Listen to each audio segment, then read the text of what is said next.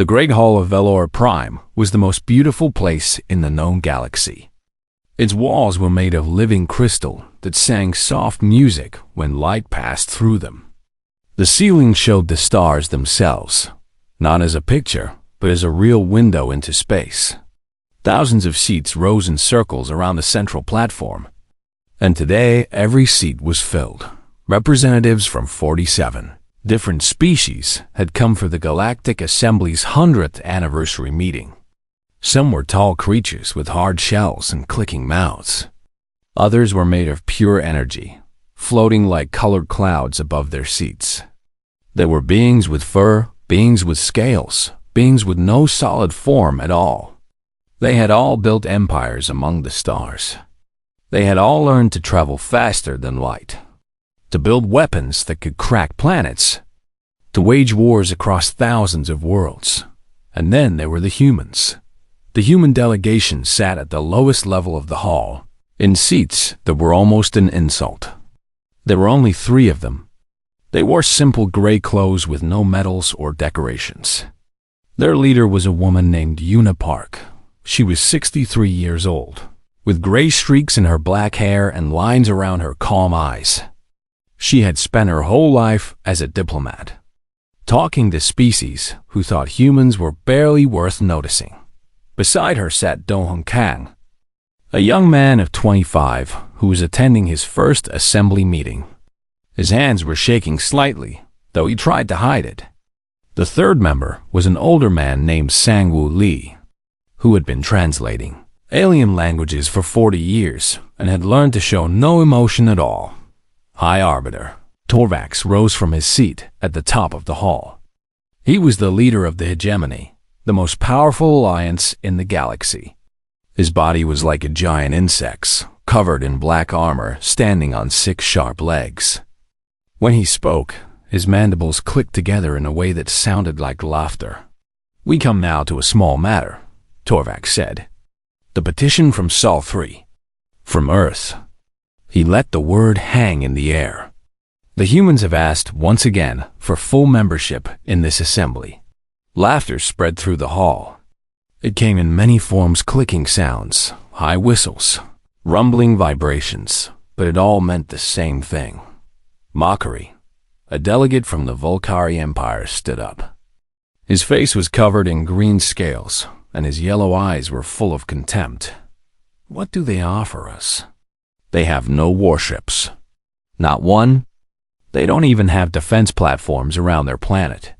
They gave up their military 300 years ago," another delegate added, "a being made of swirling purple gas. They call it the Great Quieting. They actually believe in peace." The word was spoken like a curse. "Peace," Torvax repeated, his mandibles clicking faster. "Tell me, Ambassador Park, is this true? Your species has truly abandoned all weapons?" Una stood slowly. Every eye in the hall turned to her. She was small and soft and fragile, compared to these mighty beings who could burn worlds. "It is true," she said. Her voice was steady and clear. 3 centuries ago, humanity made a choice. We decided that war was wasteful. We took the resources we had spent on weapons and used them for other things: medicine, art, science. We have cured diseases that once killed millions. We have made our world green and beautiful again. We have reached out to other species in friendship." "Friendship?" the Volcari delegate spat. "Friendship will not save you when enemies come to your door." "We have made no enemies," Una replied, "because you are too weak to be worth conquering." Torvax's voice boomed through the hall. "You are not a civilization. You are prey waiting to be eaten. The only reason no one is taking your world is because it has nothing worth taking. Your planet is small. Your resources are common. Your people are soft and would make poor slaves." Una did not flinch. "We have things worth protecting. Our children, our art, our dreams." "Dreams?" Torvax made a sound of disgust. "The galaxy does not care about dreams, human. The galaxy is dark and cold and hungry. Only strength matters. Only power. And you have none. He turned to address the full assembly. I say we deny this petition. Humans are not our equals. They are not even our allies. They are nothing but a curiosity, a strange little species that forgot how to fight. Perhaps when the swarm returns, they will be the first to fall. It would be a mercy, really. They clearly do not want to live. More laughter filled the hall. Even species that usually disagreed with the hegemony joined in. The humans were just too funny. A species with no weapons? In this galaxy? It was like a joke. The vote was held. 46 species voted against Earth's membership. Only one voted in favor, a small civilization called the Miru, who were known for being strange and sentimental. Yuna bowed her head politely. Thank you for hearing our petition. We will continue to hope for better understanding in the future. As the human delegation walked out of the Great Hall, they passed through crowds of alien beings who stared at them with pity, contempt, or simple curiosity. Some laughed openly. A group of young Volcari soldiers pointed at them and made cutting gestures. Doan's face was red with anger and shame. His fists were clenched so tight that his knuckles had turned white. He waited until they were in the corridor outside, away from alien ears, before he spoke. They don't know, he whispered. They have no idea. Yuna kept walking. Her face showed nothing. No, they don't. Should we tell them? Should we show them what sleeps beneath our world? Then they would stop laughing. Then they would what? Yuna stopped and turned to face the young man. Her eyes were not angry, only sad. Would fear us? Would respect us? Is that what we want, Dohan? To be respected because others are afraid of what we might do to them. Dohan looked at the floor. No, I suppose not. Humanity made a choice, Yuna said softly. A long time ago, we were like them. We built terrible things. Weapons that could end worlds. Machines that could break the stars themselves. And we used them. We had to. But when the danger passed, we looked at what we had become, and we were ashamed. She started walking again. The old translator, Sangwoo, fell into step beside her, listening quietly. The Guardians sleep, Yuna continued, because we promised them they could sleep. We promised that humanity would find another way, a better way. That promise is sacred. We will not break it just because some alien insects laugh at us. They reached their small ship at the docking bay. It was plain and simple, with no weapons, no armor, just basic engines and life support. Around it, great warships from a dozen species loomed like giants around an ant. Doan paused at the door. But what if the danger comes again? What if there is no other choice? Yuna looked up at the stars through the docking bay's transparent ceiling. Somewhere out there, in the vast darkness between galaxies, something ancient and hungry was beginning to stir. She did not know this yet. No one did. But she felt something, a coldness in her heart, a whisper of warning. If there is truly no other choice, she said quietly, then we will do what we must. But only then. Only when all hope is gone. She stepped onto the ship. Behind her, the laughter of the galaxy continued, echoing through crystal halls, and far below Earth's surface, in bunkers deeper than any map had ever shown. Something vast and patient waited in the darkness. It did not dream, for machines do not dream. But if it could have dreamed, it would have dreamed of fire and duty and the promise of a peaceful world worth protecting. The Guardians slept but not forever. 6 months after the assembly meeting, the first reports came from the edge of known space. A small colony world had gone silent. Then another. Then 5 more in a single week. Ships sent to investigate never returned. The Hegemony Intelligence Service worked day and night to understand what was happening. When they finally saw the truth, They wished they had remained ignorant that the swarm had returned 12,000 years ago, before most current civilizations had learned to make fire. A horror had emerged from the void between galaxies. The swarm was not a species in any normal sense. It was a plague of living machines, billions upon billions of creatures that existed only to consume. They ate everything: metal, flesh, energy, information. They took what they consumed and used it to make more of themselves. They had no art, no culture, no mercy. They were hunger given form. The ancient records said the swarm had nearly ended all intelligent life in the galaxy. Only through desperate alliances and terrible sacrifices had it been pushed back into the darkness. Most species believed the swarm had been destroyed. They were wrong. It had simply been waiting, growing, preparing for its return. Now it came again, and it was larger than ever before. The Hegemony fleet was the greatest military force the galaxy had ever known. 50,000 warships, each one carrying enough firepower to burn a continent. They gathered at the border of known space to stop the swarm's advance.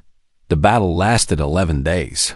On the 12th day, High Arbiter Torvac sent his final message. His ship was burning around him. Through the smoke and fire, his voice came broken and desperate. They cannot be stopped. Every weapon we fire, they learn from. Every tactic we try, they adapt. They consume our ships and turn them into more of themselves. There are millions of them. Millions. We have killed thousands and thousands, and it means nothing. They just keep coming. A massive impact shook the ship. Tovac's image flickered. To all species of the galaxy run. Hide. There is no hope. There is no static dot, the message repeated on every frequency, in every language. The greatest military power in galactic history had fallen in less than 2 weeks. Panic spread faster than light. Every civilization began to flee. But where could they go? The swarm was moving inward from all directions, a closing net of hunger. World after world went dark as the hive ships descended. The Volcari Empire fell in 3 weeks. The energy beings of Novak's collective simply vanished, consumed and converted into fuel. The Miru, gentle and strange, transmitted a final poem before their world was eaten. And in the middle of all this chaos, refugees began to arrive at Earth. It started with a few ship survivors from border colonies who had nowhere else to go. Earth was far from the fighting, deep in a quiet corner of the galaxy that no one had ever thought important. It was also the only world that had not closed its borders. Jisoo Lim stood in the command center of Seoul's emergency response headquarters, watching the numbers climb. 10,000 refugees. Then 100,000. Then 1,000,000. The ships kept coming, carrying beings of every species, Valkyrie and Hegemony soldiers. Energy beings in containment vessels. Insectoid children orphaned by the swarm. "We don't have room for all of them," said Hyunwoo Choi, her deputy. He was a practical man who dealt in facts and figures. "Our cities aren't built for this. Our food production can't handle it. This is impossible." "Then we will make it possible," Jisoo replied. She had not slept in 3 days. Her eyes were red and her hands trembled when she held her coffee cup. But her voice remained steady. "These people have lost everything. Their worlds, their families, their hope. We are all they have left." "They laughed at us," Hyunwoo said quietly. 6 months ago, they said we were weak. They said we were prey. Jisoo looked at a screen showing a Valkyrie child being carried by a human medic. The child's scales were burned and cracked. Its yellow eyes were empty with shock. The medic was a young woman named Nari, barely 20 years old, who was whispering gentle words as she ran toward the medical tent. "I know they laughed," Jisoo said. "That changes nothing about who we are." She turned back to her work. There were camps to build, food to distribute, medical supplies to organize. Humanity had spent 300 years learning how to heal instead of hurt. Now those skills would be tested as never before. Across the earth, the same scene played out in 1,000 places. Humans opened their homes to alien refugees. Farmers grew extra food. Doctors worked double shifts. Teachers learned to calm children who did not speak any human language and had seen horrors no child should see. The refugees were confused at first. They had expected nothing from the weak, weaponless humans. Instead, they found kindness they had never imagined. But even kindness could not stop what was coming. 2 weeks after the fall of the hegemony, Earth's deep space sensors detected the approaching swarm. 300 million hive ships, arranged in a sphere that slowly closed around the solar system. At current speed, they would reach Earth in 14 days. There was nowhere left to run. President Yoonji Bae called an emergency meeting of the world's leaders. They gathered in the old bunker beneath the mountains of Korea, a place that had not been used since the Great Quieting. The walls were thick with dust and history. "We have 14 days," Yoonji said. She was a small woman with sharp eyes and gray hair pulled back in a simple style. She had been president for 7 years, and in that time she had dealt with storms, earthquakes, and economic crises. Nothing had prepared her for this. "Our orbital defense grid can stop maybe 1,000 ships," said the defense minister. "There are 300 million of them." "We could negotiate," suggested another leader. "Perhaps they want something we could give them." "The swarm does not negotiate," said an old general who had studied the ancient records. "They consume. That is all they do. That is all they are." Silence fell over the room. Everyone knew what the next question would be, but no one wanted to ask it. Finally, the president spoke. "There is another option. The one we swore we would never use again." The old general's face went pale. "The Guardians. Yes. Madam President, you know what they are. You know what they did. Our ancestors sealed them away for a reason. If we wake them, if we do not wake them," Yoonji interrupted, "everyone dies. Not just humanity.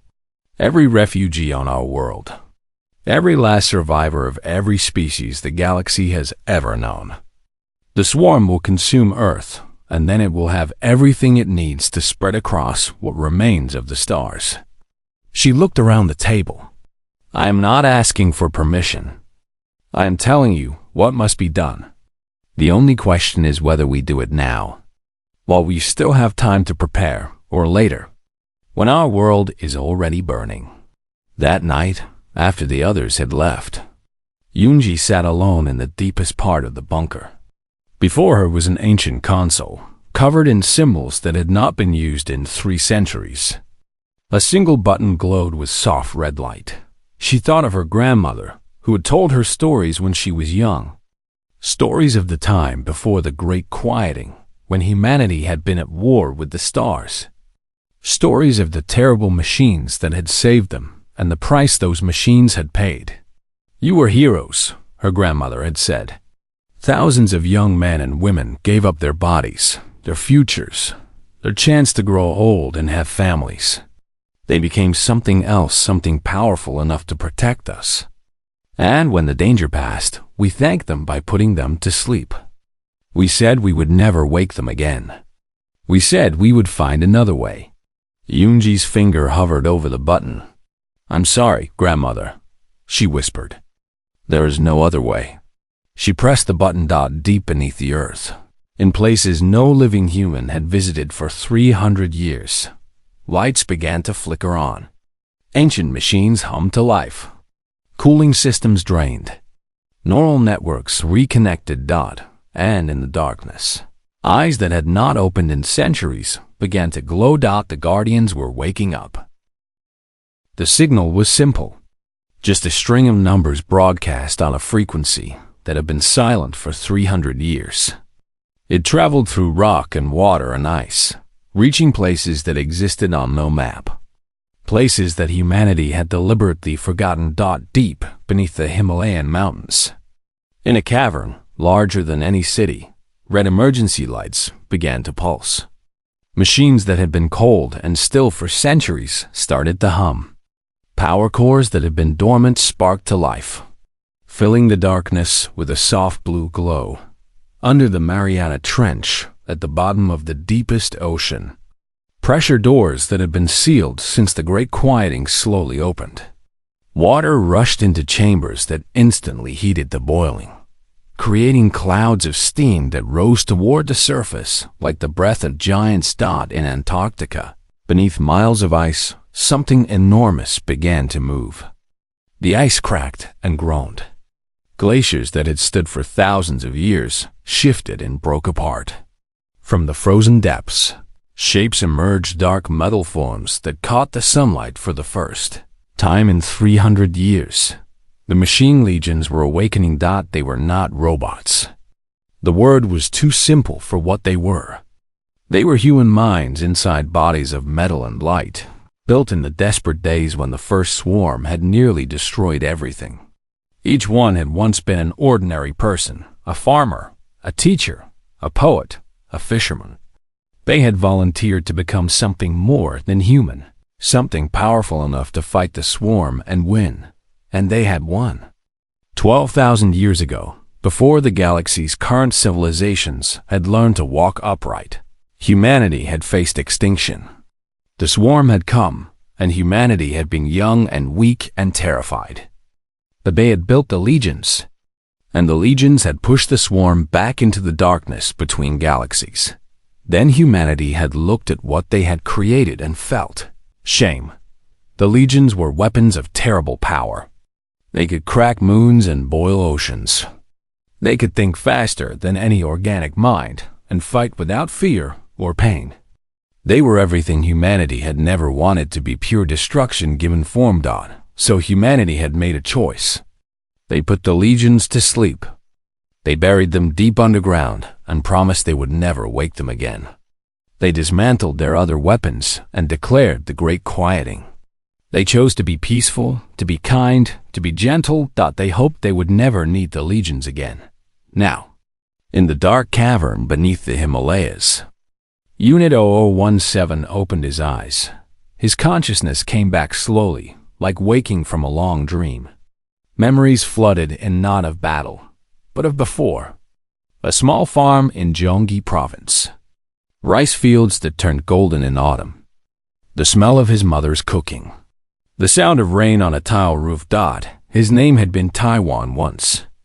He had been 19 years old when the first swarm ships appeared in Earth's sky. He had been scared, so scared, but he had volunteered anyway. His little sister was only 7. He wanted her to grow up in a world without monsters. The transformation had hurt more than he could describe. They had taken his body apart piece by piece and rebuilt it as something new. When it was finished, he stood 30 meters tall, covered in dark metal that could withstand nuclear fire. His eyes saw in spectrums no human could imagine. His mind could process 1,000 calculations per second. But inside, he was still Taiwan. Still a scared farm boy who just wanted to protect his family. Unit 0017, status report. The voice came through the ancient communication system, scratchy and weak, but clear enough. A human voice. A woman. This is Unit 0017, Taiwan said. His voice was not his old voice. It rumbled like distant thunder, shaking dust from the cavern walls. Systems coming online. Power core stable. Weapons systems functional. This is President Unji Bay of the United Earth Government. The swarm has returned. Earth is in danger. The oath of the Great Quieting is suspended. We need you. Around Taiwan, other legions were waking up. Thousands of them, each one a giant of metal and fire, each one containing a human mind that had slept for 3 centuries. Unit 4452 stirred nearby. Her designation was Mary now, but she had been a poet before the change. She had written beautiful verses about cherry blossoms and moonlight. Then she had given up her soft body to become a war machine. She had told herself that someone had to protect the poets who came after. Unit 7831 was named Jonho. He had been a fisherman on the southern coast, a quiet man who loved the sea. Now he was a walking battleship, but somewhere in his metal heart, he still remembered the feeling of waves against his old boat. One by one, they reported in. 15,000 legions had been buried beneath Earth. 15,000 men and women who had given up their humanity to become protectors.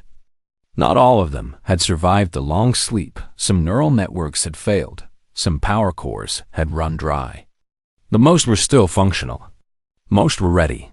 Taiwan felt them connecting to him, mind to mind, forming the battle network they had used in the ancient war. It was like being alone for 300 years and suddenly being surrounded by thousands of brothers and sisters. "We remember the oath," Taiwan said. "Speaking for all of them, we remember why we were put to sleep. We know you did not want to wake us." "No." President Bay's voice was soft. "We didn't. I'm sorry. Do not be sorry."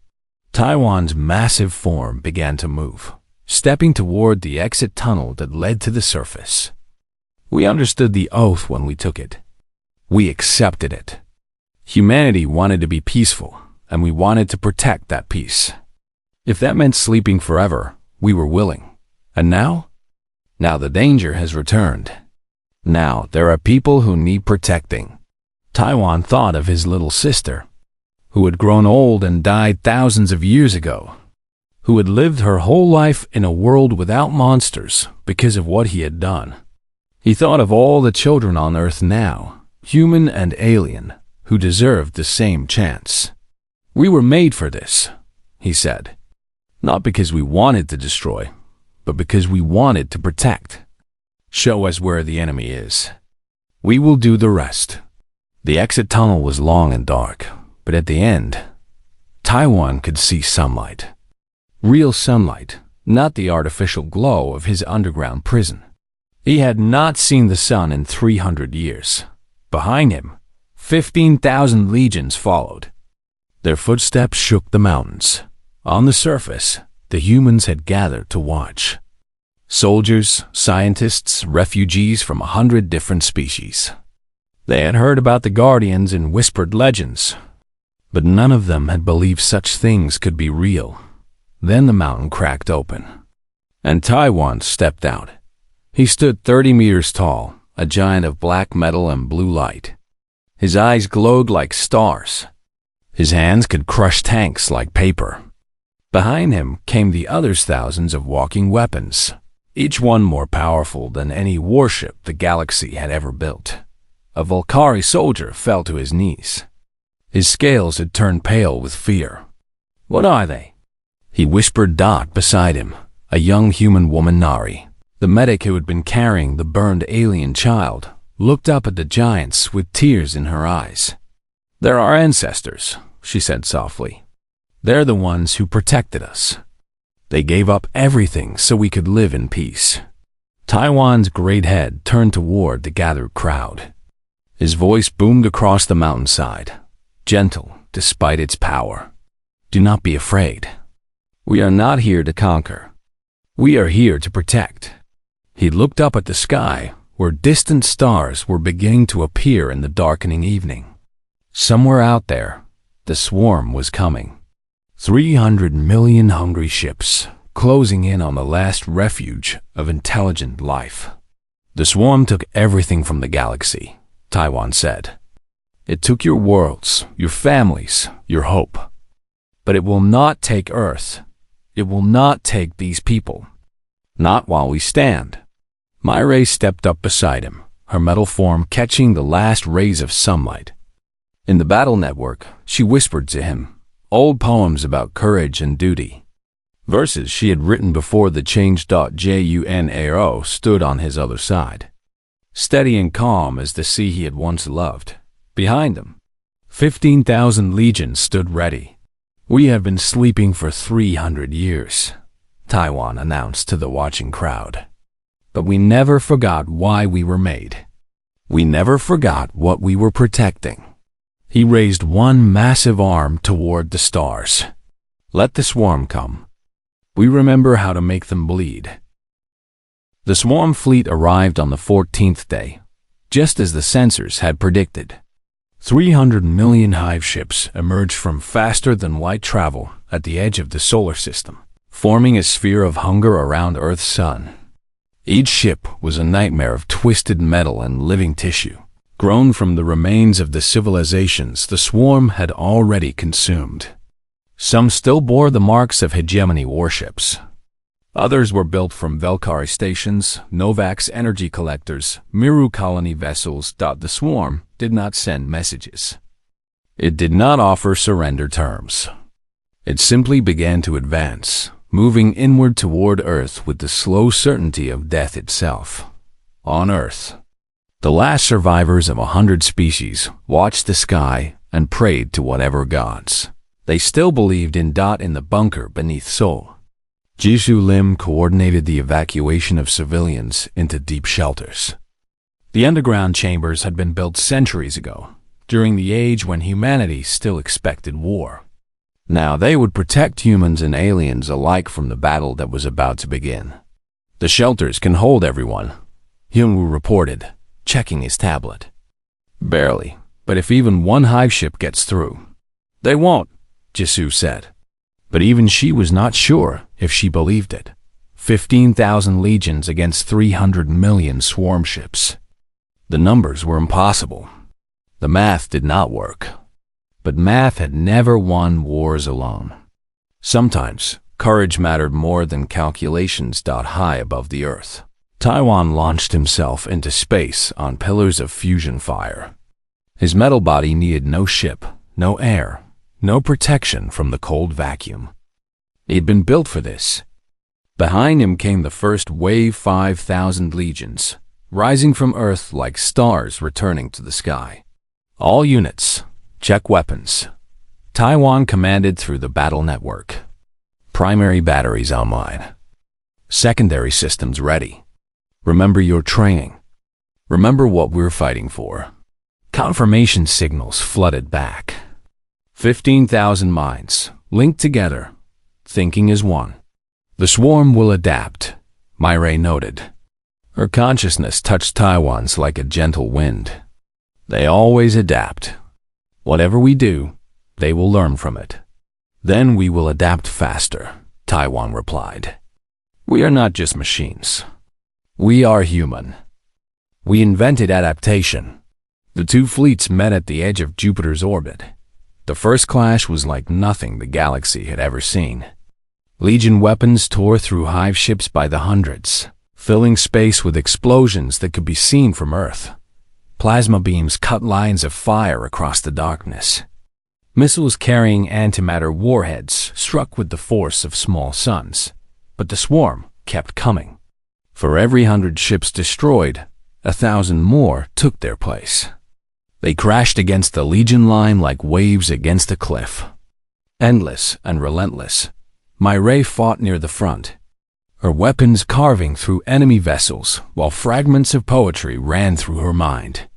She had written these verses 300 years ago, sitting in a garden in spring, never dreaming she would remember them in the middle of a battle for survival.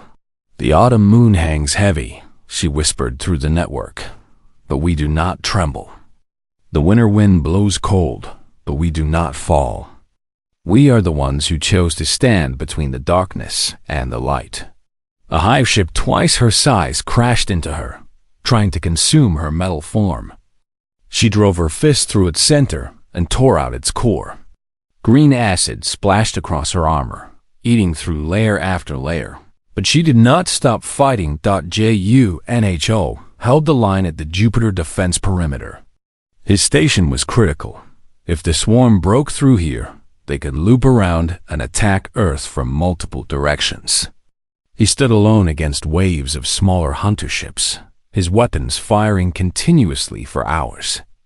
Junho, fall back, Taiwan ordered. You're taking too much damage. Negative, Junho replied. His voice was calm, even peaceful, the voice of a man who had once spent long days on quiet seas. If I fall back, they break through. The shelters on Earth aren't finished evacuating yet. You'll be destroyed. Then I'll be destroyed. A pause. I was a fisherman, Taiwan. I spent my whole life at sea. The sea taught me patience. It taught me that some things are worth dying for. He fought for 19 hours. When reinforcements finally reached his position, his metal body was torn and broken, leaking power from a dozen wounds. But he was still standing, still firing, still holding the line. On Earth, the people in the shelters watched through screens that showed them the battle above. Human children sat beside Valkyrie children, all of them too young to understand what they were seeing, but old enough to be afraid. A hegemony soldier who had once laughed at humans now knelt with his head bowed, whispering thanks to gods he had not prayed to in years. Nari the medic moved through the shelters, treating the sick and comforting the scared. A Valkyrie girl grabbed her hand. "Are the giants going to save us?" the girl asked. Nari looked at the screen, where she could see tiny flashes of light. Each flash a legion weapon, each darkness a legion falling. "They're trying," she said. "They're trying so hard." Above, the battle had reached its crisis point. The swarm had adapted to the legion tactics, just as Myray had predicted. Their ships now moved in patterns that minimized damage, striking at legion weak points, trying to overwhelm through sheer numbers. Taiwan saw the mathematics clearly. At the current rate of losses, the legions would be destroyed in 48 hours. The swarm would still have millions of ships left. It would not be enough, but then he detected something in the swarm formation, a massive vessel at the center, larger than anything else. The swarm's coordination seemed to flow from it. Every tactical decision, every adaptation, originated from that single point. The swarm mind, the intelligence that controlled all 300 million ships. "I found it," Taiwan announced. "The central coordinator. If we destroy it, the swarm loses its ability to adapt. They become simple predators instead of a thinking army." "That thing is protected by millions of ships," Murray replied. "No one can reach it. One of us could." Taiwan began calculating trajectories. "If I overload my power core, I can break through their formation. The explosion will destroy everything within 100 kilometers, including the mind." Silence on the network. 15,000 consciousnesses processed what he was saying. "Taiwan, no." Murray's voice was sharp with grief. "You can't. You'll die." "I died 300 years ago," Taiwan said gently. "The boy who grew rice in Gyeonggi province died when they put his mind in this body. What's left is something else. Something that was made for this moment." "That's not true. You're still human. I'm still a big brother." Taiwan thought of his little sister, who had lived a full life under peaceful skies, who had never known the terror he had seen. "I'm still someone who wants to protect his family. And right now, my family includes everyone on that planet below us." He began his approach, accelerating toward the heart of the swarm. Ships threw themselves at him by the thousands. His armor burned and melted. His weapons overheated and failed. But he kept going, driven by something stronger than metal or fire. The swarm mind detected his approach. His voice pressed against his consciousness. Not words exactly, but something older and darker. "Why do you fight for the weak? They cannot help you. They cannot save you. You are alone." "I'm not alone," Taiwan replied. Through the network, he could feel his brothers and sisters fighting beside him, dying beside him, hoping beside him. He could feel the billions of people huddled in shelters below, holding their children close. He could feel 300 years of peace that humanity had built while he slept. "I have never been alone. You will be destroyed." "Maybe, but I'll destroy you first." He hit the swarm mind at nearly the speed of light. his power core already building toward critical mass. The last thing he saw was his own light, brighter than any sun, washing away the darkness. The explosion killed the swarm mind and everything within 500 kilometers. On Earth, people watched as a new star briefly appeared in the sky, then faded. Without their coordinator, the swarm ships fell into chaos. They attacked randomly, crashed into each other, tried to flee in all directions. The remaining legions pressed the advantage, destroying millions of disorganized vessels. The battle lasted 3 more months, but the outcome was never in doubt. The swarm was broken. The survivors scattered into the void, and would not be seen again for 10,000 years. Earth had been saved, but not everyone who saved it would return. The war was over. The swarm had been scattered across the void, broken into fragments that would take thousands of years to reform. The galaxy, or what remained of it, was safe. On Earth, the survivors began to count their losses. Of the 15,000 machine legions who had awakened, only 4,000 remained functional. 11,000 had fallen in battle, their consciousnesses lost forever. They had died as they had lived protecting others. Their names were recorded in a memorial that would stand for 10,000 years. One single quote's name was at the top of the list. Myre stood before the memorial on the day it was completed. Her metal body was scarred with wounds that would never fully heal, marks of acid and fire and desperate combat.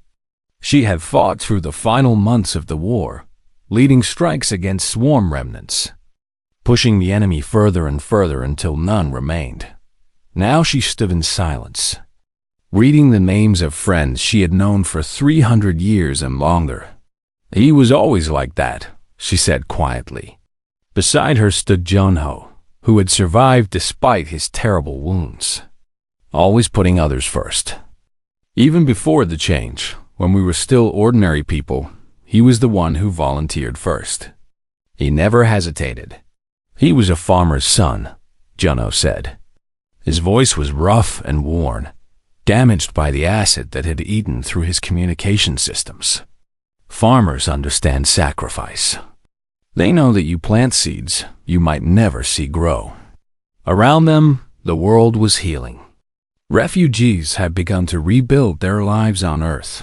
Some would stay forever, making this strange, peaceful planet their new home. Others would eventually return to their devastated worlds, carrying with them seeds of a different kind, memories of kindness, lessons of a species that had chosen peace and still found the strength to fight when it mattered. The Galactic Assembly met for the first time since the war. It was a smaller gathering now. Of the 47 species that had attended before, only 23 remained. Some had been completely consumed by the swarm. Others had been reduced to scattered refugees with no homeworld to represent. Ambassador Yuna Park was there, older now, her hair completely white. She had spent the war years coordinating relief efforts, feeding and housing the billions of refugees who had come to Earth. She had not slept more than 4 hours, a night in 3 months. But she stood straight and proud as she addressed the assembly. "You came to us," she said, her voice filling the hall. "When your worlds were burning and your fleets were falling, you came to Earth. You came to the planet you had laughed at. You came to the people you had called weak." The delegates shifted in their seats. Some looked ashamed. Others simply looked tired. "We did not turn you away," Yuna continued. "We opened our doors. We shared our food, our medicine, our homes. We did this not because we hoped to gain something, but because it was right. Because suffering is suffering, whether it wears human skin or Valkyrie scales or hegemony armor." She paused, looking around the hall. "You asked, 6 months ago, why we have no warships. You mocked our peace. You called us prey." Another pause. "Now you know the truth. We are not weak. We never were. We simply chose, every day, not to be what we once were." A young hegemony delegate rose. She was the successor to Torvax, who had died in the first days of the war. She was barely an adult by her species standards, and she had survived only because a human evacuation ship had pulled her from the wreckage of her home station.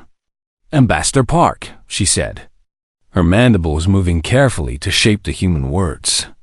"I was taught from childhood that strength was the only thing that mattered, that the strong rule and the weak serve. That peace was a fantasy for those too afraid to fight."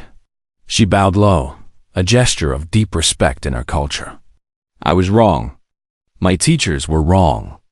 My entire civilization was wrong." She straightened. "What I have seen on Earth has changed me. Your people protected us when they had every reason to abandon us. Your guardians died for us when they could have saved only themselves. This is not weakness. This is a strength I did not know existed." Other delegates began to speak. A Valkyrie leader admitted that his people had been cruel and proud, and that they had paid for it with everything they had. An energy being, one of the last survivors of the Novax collective, described how human doctors had learned to repair their containment vessels when no one else knew how. A tiny Meru delegation, only 6 survivors of their entire species, wept as they spoke of the human families who had adopted their orphan children. "The guardians sleep again," Yuna said when the others had finished. "They have returned to their rest, not because we forced them to, but because they chose to. They understand, as we understand, that war is not our purpose. Protection is our purpose. Peace is our purpose. The guardians are not our pride. They are our reminder, a reminder of what we are capable of when we forget that peace requires more courage than war." The Assembly voted unanimously to grant Earth full membership. More than that, they voted to make Earth the new home of the Galactic Council. The crystal halls of Valora Prime had been destroyed. The great warship fleets were scattered dust. But Earth remained, small and blue and precious. A planet of farmers and poets and healers who had somehow found the strength to save everyone.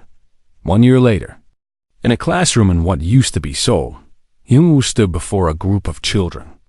The class was mixed human children sat beside Volcari children, hegemony children, even 2 small Miru who had been adopted by a Korean family. They were learning history together, these children of 100 different species, in a school that had been built from the ruins of a refugee camp. "Teacher," a Valkyrie boy raised his hand.